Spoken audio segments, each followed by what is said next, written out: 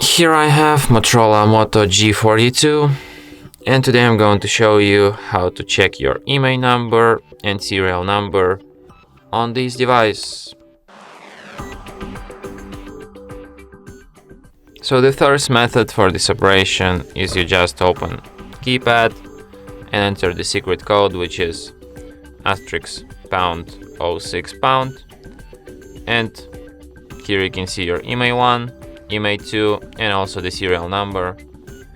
And the second method, you just open settings, go to the about phone section, and here you can find your IMEI 1, IMEI 2 and also in model section you can see your serial number. And that's it. Thanks for watching.